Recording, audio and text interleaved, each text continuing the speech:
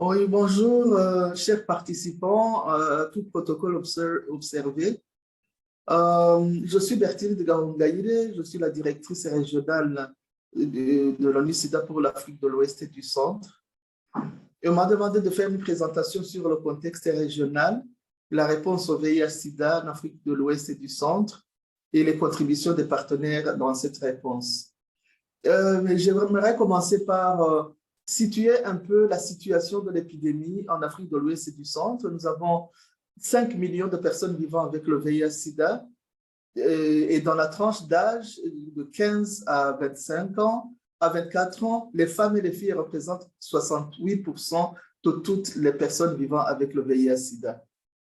Bien que les femmes et les filles représentent 49,8% de la population totale de la région. Elles représentent 63,4%, soit 3,14 millions de toutes les personnes vivant avec le VIH-Sida en Afrique de l'Ouest et du Centre.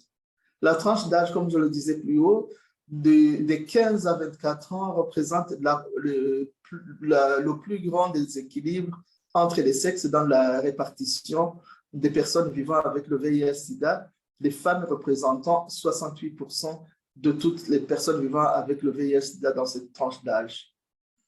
En Afrique de l'Ouest et du Centre, on enregistre une inégalité entre les sexes dans la distribution de nouvelles infections, et avec 61% chez les femmes contre 39% chez les hommes en 2021 pour les nouvelles infections. Si vous voyez bien le dessin, la RDC, les nouvelles infections à la RDC chez les femmes est à peu près aussi dans les mêmes catégories de 60%. Nous avons plus de 60% de nouvelles infections verticales quand il s'agit des femmes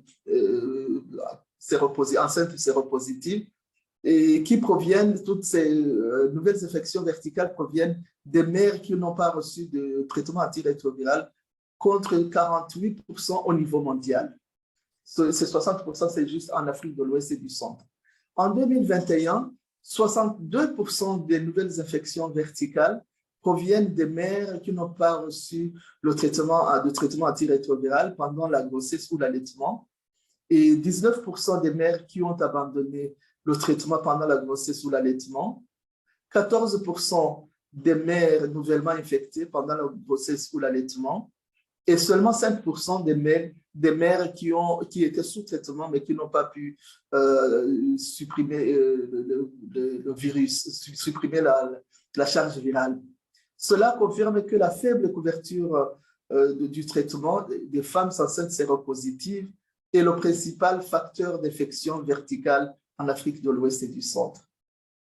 Cependant, il existe des variations entre les pays, alors qu'en Mauritanie, au Burundi et au Nigeria, respectivement 83%, 79% et 77% des infections verticales proviennent des mères qui n'ont pas reçu de traitement antirétroviral pendant la grossesse ou l'allaitement. Au Burkina Faso, 92% proviennent des mères qui ont abandonné le traitement. Et nous avons aussi parlé de l'implication ou de la contribution des partenaires.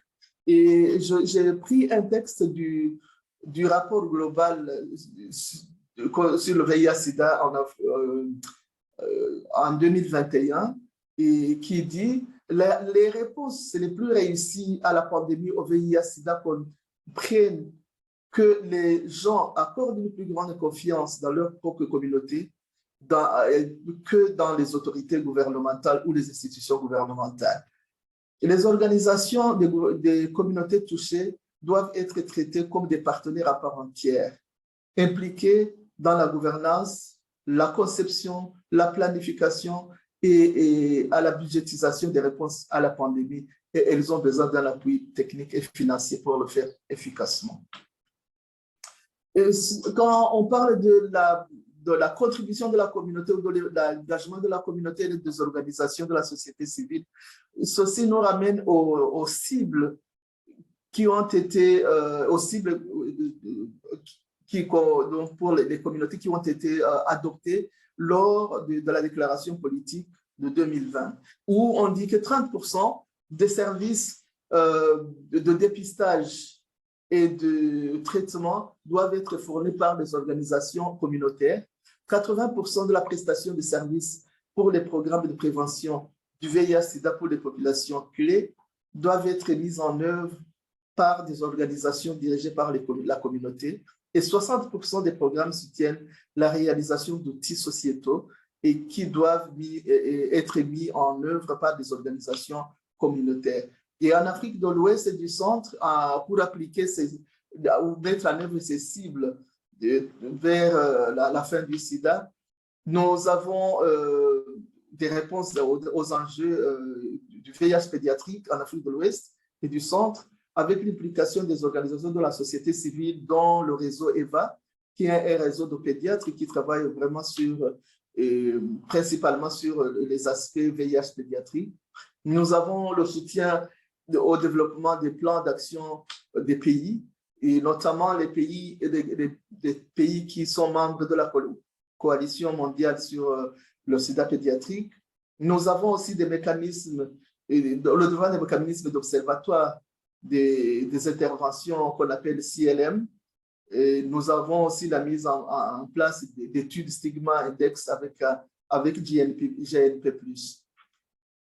En plus, dans l'engagement de la communauté aussi, nous avons la mise en place, nous avons mis en 2019, il y a eu la mise en place de l'Institut de la société civile pour fédérer les efforts de la communauté, et où on a 150 ONG et organisations membres venant de 21 pays. Il y a 9 plateformes opérationnelles, et dont certains qui aussi assurent l'accès aux services des populations clés, et ainsi que on a aussi le développement d'appui multisectoriel des organisations de la société civile dans la réponse au VIH-Sida, y compris en situation d'urgence. Toujours dans l'implication de la communauté, puisque c'est vraiment le partenaire clé pour avoir une réponse réussie. Nous avons aussi appuyé, il y a aussi l'appui au développement et à la mise en œuvre de stratégies différenciées de dépistage et de traitement qui est vraiment assez vulgarisé dans la région, y compris la mise en place des groupes communautaires ARV qu'on appelle PODI, et en RDC, les PODI sont vraiment assez bien installés et distribués dans la communauté. L'ONU-SIDA aussi appuie ces organisations de la société civile à avoir des financements, à accéder à des financements, notamment pour le renforcement des capacités et pour le développement d'actions innovantes dans les domaines clés de la région. On ne peut pas terminer sans parler des partenaires techniques et financiers, parce que pour une réponse réussie, on a besoin de fonds, on a besoin d'assistance technique, et nous avons des organisations bilatérales qui nous appuient, comme l'USAID, comme le PEPFAR.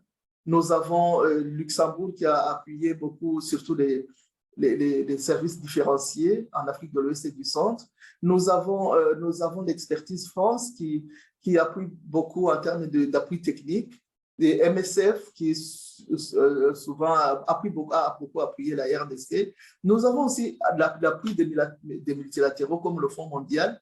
On ne peut pas parler vraiment d'une réponse, de la financement de la réponse en Afrique de l'Ouest sans parler de l'apport du Fonds mondial, et que tous les pays, d'ailleurs la RDC fait partie des pays qui ont présenté déjà leur proposition au Fonds mondial, et qui, si je ne me trompe, ont bien réussi.